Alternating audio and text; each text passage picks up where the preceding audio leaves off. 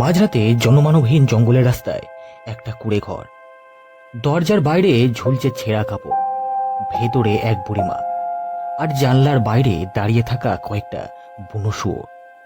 কিন্তু আমি তখনও জানতাম না ওরা খাবারের অপেক্ষায় ছিল না, ওরা অপেক্ষা করছিল মানুষের মাংসের জন্য। সেদিন যদি গাড়ি থেকে না নামতাম, যদি ওই কুঁড়ে ঘরের দিকে হাঁটতাম না, তাহলে হয়তো আজও জানতে পারতাম না জঙ্গলের মাঝখানে দাঁড়িয়ে থাকা সেই চায়ের দোকানটা আসলে একটা কসাইখানা, যেখানে রাত হলে মানুষ হারিয়ে যায়। রাত তখন প্রায় 2:30, ফাঁকা রাস্তা, চারিদিকে কুয়াশা। আর ঠিক সেই সময় আমি দেখতে পেলাম জঙ্গলের ভেতরে একটা ছোট্ট চায়ের দোকান। খিদে পেয়েছিল তাই ভেতরে ঢুকেছিলাম, কিন্তু কয়েক মিনিট পর আমি নিজের চোখে যা দেখলাম, এমন একটা দৃশ্য যেটা দেখার পর আজও রাতে ঘুমাতে পারিনি।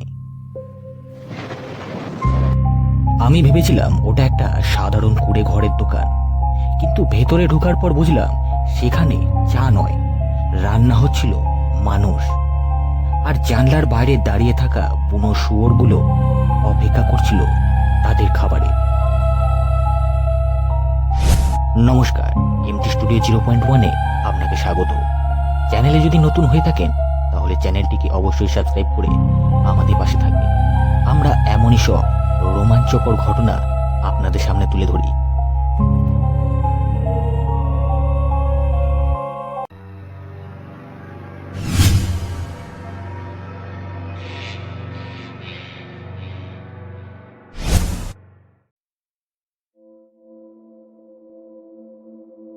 রাত তখন প্রায় 2:15। ঘড়ির কাঁটার টিকটিক শব্দ যেন কানে বাজছিল, আর চারদিক একদম অস্বাভাবিকভাবেই নিস্তব্ধ। ফাঁকা রাস্তায় মাঝে মাঝে দূরে কোথাও একটা দুটো ট্রাকের গর্জন ভেসে আসছিল। তারপর কিছুক্ষণের মধ্যে আবার সব চুপচাপ শুনশান। হালকা কুয়াশা ধীরে ধীরে রাস্তার বুক জুড়ে নেমে এসেছে। হেডলাইটের আলো কুয়াশা কেটে এগোতে পারছিল না ঠিক মতো, বরং আলোটা ছড়িয়ে পড়ে একটা অদ্ভুত ভৌতিক পরিবেশ তৈরি করছিল। রাস্তার দুপাশে অন্ধকারে ঢাকা গাছগুলো যেন স্থির হয়ে দাঁড়িয়ে আছে, কিন্তু মনে হচ্ছিল ওরা যেন চুপচাপ আমাকে দেখছে। আমি রবিন, পেশায় একজন ট্যাক্সি ড্রাইভার। সেদিন সারাদিন কাজের পর শরীরটা ক্লান্ত ছিল, আমার মাথাটা একটু ভার লাগছিল। শেষ ভাড়াটা নামিয়ে যখন বাড়ির দিকে ফিরছি, তখন শুধু একটা কথাই মাথায় ছিল, যত তাড়াতাড়ি সম্ভব বাড়ি পৌঁছাতে হবে। সেজন্যই শর্টকাটটা নিয়েছিলাম। জঙ্গলের ভেতর দিয়ে যাওয়া একটা পুরনো রাস্তা, যেখানে রাতের বেলা খুব একটা গাড়ি চলাচল করে না, লোকজন তো প্রায় আসেই না বলতে গেলে। প্রায় কয়েক মিনিট সবকিছু একদম স্বাভাবিকই লাগছিল। গাড়ির ইঞ্জিনের মৃদু শব্দ, টায়ারের সাথে রাস্তার ঘর্ষণ, আর মাঝে মাঝে ঝিঝি পোকার ডাক, এই ছিল একমাত্র সঙ্গী। কিন্তু ধীরে ধীরে কিছু একটা যেন বদলাতে শুরু করলো। হাওয়াটা হঠাৎ করে ঠান্ডা হয়ে গেল, অস্বাভাবিকভাবেই ঠান্ডা। আর আমার মনে হচ্ছিল আমি এই রাস্তায় একা নয়, কেউ বা কিছু যেন অন্ধকারের আড়াল থেকে আমার গাড়িটাকে অনুসরণ করছে।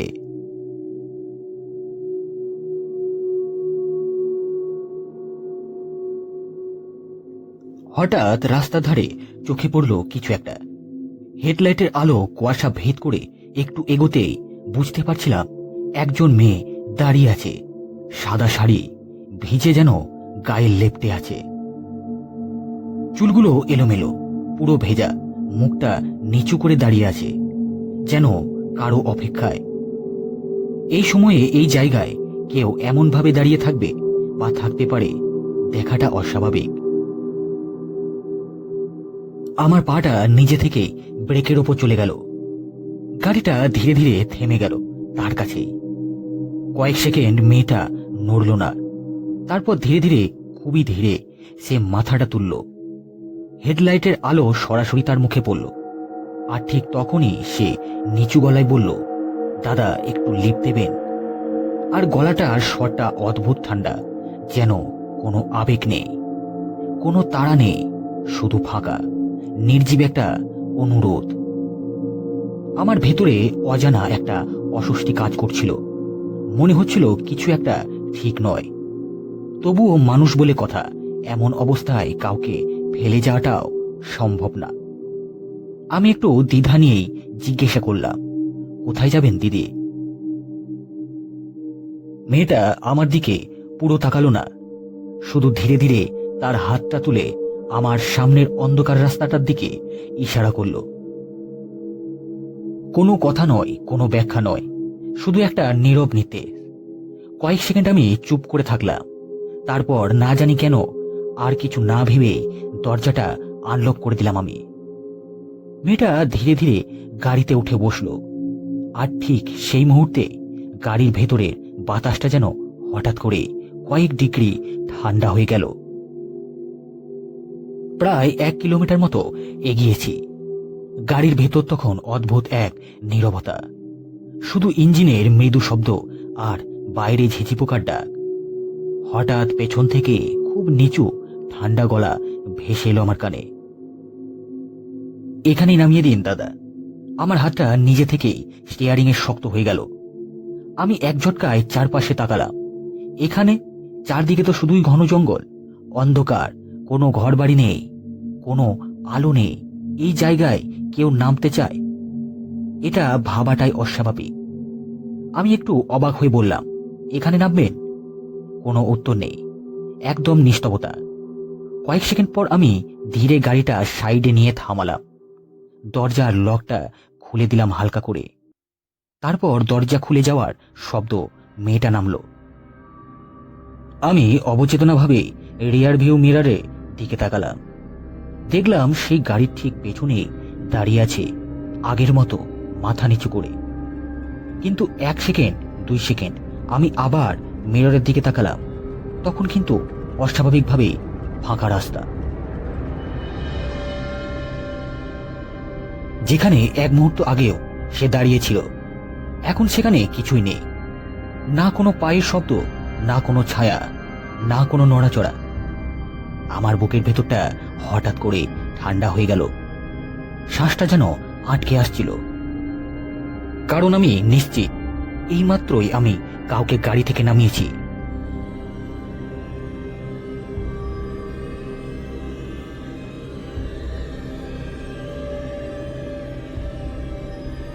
আমি নিজেকে বোঝানোর চেষ্টা করছিলাম, হয়তো চোখের ভুল হতে পারে। এই কুয়াশা, এই ক্লান্তি সব মিলিয়ে হয়তো ভুলই দেখেছি। গভীর একটা শ্বাস নিয়ে আবার গাড়ি চালাতে শুরু করলাম।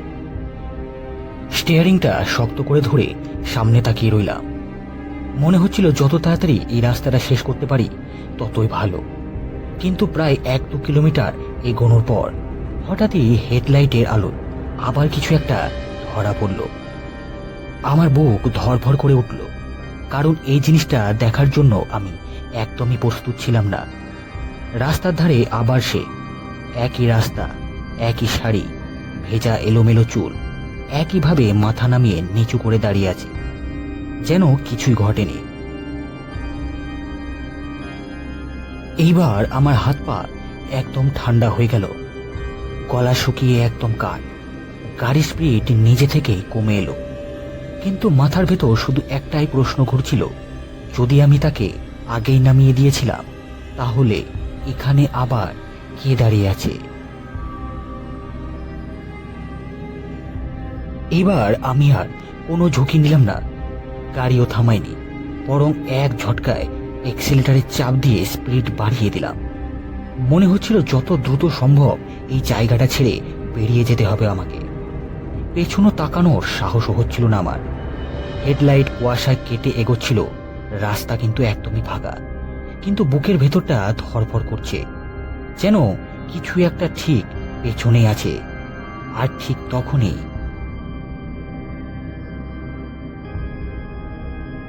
একটা ভারী অস্বাভাবিক শব্দ করে গাড়িটা হঠাৎ থেমে গেল। ইঞ্জিনটা বন্ধ হয়ে গেছে, স্টিয়ারিং শক্ত হয়ে গেল। চারপাশে এক মুহূর্তে সব নিস্তব্ধ। মাঝরাত, মাঝ জঙ্গলে, চারিদিকে শুধু অন্ধকার, কুয়াশা আর ভয়ঙ্কর নীরবতা। আমি আবার স্টার্ট দেওয়ার চেষ্টা করলাম, কিন্তু কিছুই হচ্ছে না। গাড়িটা যেন একেবারে মৃত হয়ে গেছে। আমার শ্বাস ভারী হয়ে আসছিল, হাতের তালু ঘামে ভিজে গেছে। আর সেই নিস্তবতার মধ্যে হঠাৎ মনে হলো গাড়ির বাইরে কেউ যেন ধীরে ধীরে হাঁটাচলা করছে।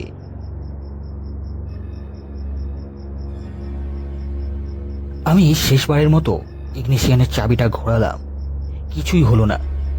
বাধ্য হয়ে দরজাটা খুলে গাড়ি থেকে নামলাম। চারপাশে ঘন অন্ধকার, কুয়াশা আর অদ্ভুত ঠান্ডা হাওয়া। আমি বোনারটা খুলে ইঞ্জিনটা ঠিক চেক করতে যাব, ঠিক তখনই ঝোপের ভেতর থেকে হঠাৎ ঝড়ের মতো শব্দ, পাতা ভাঙার শব্দ, মাটি কাঁপিয়ে ছুটে আসার আওয়াজ। আমি কিছু বুঝে ওঠার আগে এক দল বুনো শুয়োর ঝোপ থেকে বেরিয়ে সরাসরি রাস্তার দিকে ছুটে এলো। আমার বুকের ভেতরটা যেন ধাক্কা খেলো। কিছু না ভেবে দৌড়ে গাড়ির ভেতর ঢুকে পড়লাম। দরজাটা একদম শক্তভাবে লক করে দিলাম। আমার শ্বাসটা দ্রুত হয়ে যাচ্ছিল। হৃৎপিণ্ডটা এত জোরে ধকপক করছিল যে মনে হচ্ছিল বাইরে থেকেও শোনা যাবে। আমি অবাকভাবে চোখ বড় করে সামনের দিকে তাকিয়ে রইলাম, কিন্তু কয়েক সেকেন্ড পর বুঝতে পারলাম ওরা আমার দিকে আসছে না। একটার পর একটা শুয়োর সবাই যেন ভয় পেয়ে কিছু একটা এড়িয়ে রাস্তা পেরিয়ে দৌড়ে যাচ্ছে জঙ্গলের ভেতরের দিকে। আমি ধীরে ধীরে মাথা ঘুরিয়ে ওদের দিকে লক্ষ্য করলাম, আর ঠিক তখনই হেডলাইটের স্নান আলো থেকে আরো কুয়াশা ফাঁক দিয়ে কিছু একটা দেখা গেল। জঙ্গলের ভেতরে একটু দূরে একটা পুরনো ভাঙাচোরা কুঁড়ে ঘর দাঁড়িয়ে আছে। ছাদটা প্রায় ভেঙে পড়ছে, দেওয়ালে শ্যাওলা জমে আর চারপাশে আগাছালা ঢাকা। আমি অবাক হয়ে গেলাম। এই রাস্তায় আমি আগেও বহুবার এসেছি, কিন্তু এই ঘরটা কোনোদিন আমার চোখে পড়েনি। আর আজ ঠিক এই রাস্তাতে সবকিছু থেমে যাওয়ার পরও এই ঘরটা হঠাৎ করে যেন সামনে এসে দাঁড়ালো।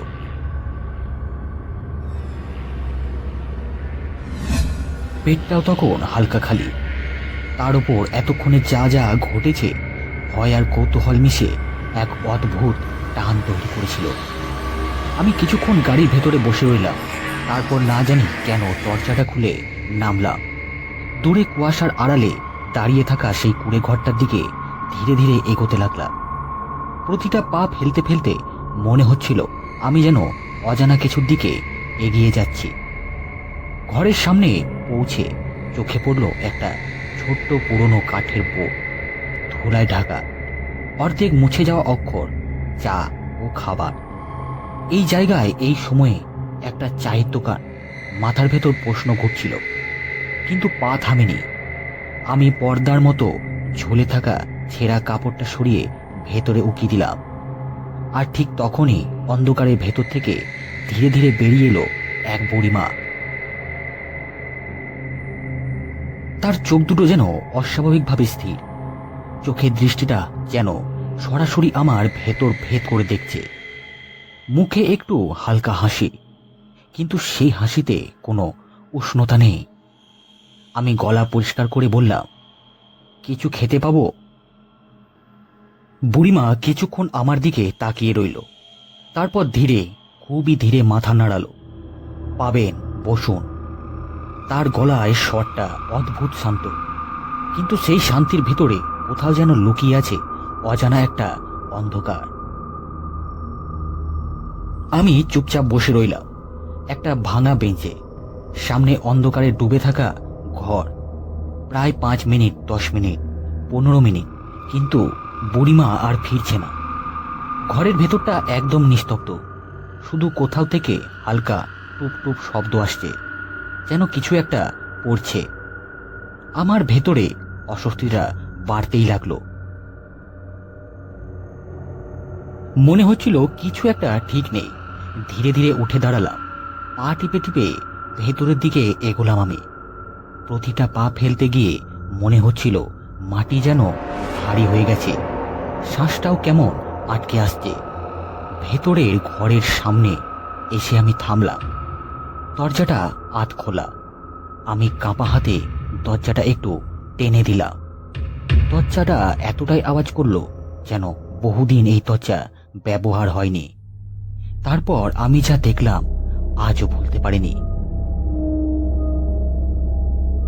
সেই বুড়িমা মেঝের উপর বসে আছে। তার সামনে একটা মানুষের শরীর, অর্ধেক কাটা। তার হাতে একটা ধারালো ছুরি। ধীরে ধীরে নিঃশব্দে মাংস কেটে চলেছে। টুপ টুপ করে রক্ত মেঝেতে পড়ছে, আর সেই রক্ত গড়িয়ে ঘরের কোনায় জমে একটা কালচে দাগ তৈরি করেছে। আমার পুরো শরীর জমে গেল। চিৎকার করতেও পারছিলাম না, নড়তেও পারছিলাম না। আর ঠিক তখনই আমার চোখ পড়ল জানলার দিকে। জানলার বাইরে অন্ধকারে দাঁড়িয়ে আছে সেই বুনো শুয়োরগুলো। চোখগুলো চলচল করছে। ওরা স্থির হয়ে দাঁড়িয়ে আছে। আর বুড়িমা যেই মাংস কাটছে সেই মাংসের টুকরো জানলা দিয়ে বাইরে ছড়ে দিচ্ছে। আর শুয়োরের লোভী চোখে সেই মাংস ছিঁড়ে খাচ্ছে। একটা ভয়ঙ্কর অমানবিক নীরবতার মধ্যে আমি বুঝতে পারলাম আমি যেখানে দাঁড়িয়ে আছি সেটা কোনো সাধারণ চায়ের দোকান না, ওটা একটা মৃত্যুর ফাঁদ। আমি এবার ধীরে ধীরে পা টিপে টিপে পিছিয়ে আসছিলাম। শ্বাসটা আটকে রেখেছি যেন কোনো শব্দ না হয়। তার ঠিক তখনই কাঁচির মতো শব্দ করে ছুরিটা থেমে গেল। ঘরের ভেতরে সেই টুপটাপ শব্দ এক মুহূর্তের জন্য বন্ধ। বুড়িমা ধীরে, খুব ধীরে মাথাটা তুলল, আর তার চোখ সরাসরি আমার দিকে। আমি জমে গেলাম। তার ঠোঁটের কোণে একটা ধীরে ধীরে অস্বাভাবিক হাসি ফুটে উঠল। তারপর খুব নিচু ফিসফিসে গলায় বলল, তুইও তো এসেছিস খেতে। আমার বুকের ভেতরটা যেন হঠাৎ থেমে গেল, কারণ তার চোখে তখন কোনো মানুষের ছাপ নেই। চোখ দুটো কালো, গভীর, ফাঁকা, যেন ভেতরে কিছুই নেই, শুধু অন্ধকার। আর সেই অন্ধকারের ভেতর আমি নিজের প্রতিচ্ছবি দেখতে পেলাম, পরের শিকার হিসেবে। আমি ঠিক কিভাবে সেখান থেকে পালিয়েছিলাম সেটা আজও পরিষ্কার মনে নেই। সবকিছু যেন ঝাপসা। দৌড়াচ্ছিলাম নাকি গাড়ি নিজে থেকে স্টার্ট নিয়ে ছুটেছিল কিছুই ঠিক বুঝতে পারিনি। শুধু মনে আছে পরের দিন সকালে স্থানীয় কয়েকজন লোকজন জড়ো হয়ে গল্প করছিল। আমি দূর থেকে শুনছিলাম। গলা শুকিয়ে যাচ্ছিল আমার, কিন্তু কান সরাতে পারছিলাম না সেই গল্প থেকে। ওদের একজন বলছিল এই জঙ্গলেই অনেক বছর আগে এক মহিলা, তার মেয়ে নাকি মারা গিয়েছিল। আর একজন ধীরে যোগ করলো, তারপর থেকে রাতে ওই রাস্তায় একটা মেয়ে বারবার লিফট চায়। আমার বুকের ভেতরটা হঠাৎ কেঁপে উঠল, কারণ আমি জানি আমি তাকে দেখেছি। আর শুধু দেখিনি, গাড়িতে তুলেও ছিলাম। আজ যখন মাঝরাতে ফাঁকা রাস্তায় গাড়ি চালায়, হেডলাইটের সামনে কুয়াশা জমে উঠলে আমার মনে হয় রাস্তার ধারে কেউ একজন দাঁড়িয়ে আছে, মাথা নিচু করে, লিফট চাওয়ার অপেক্ষায়।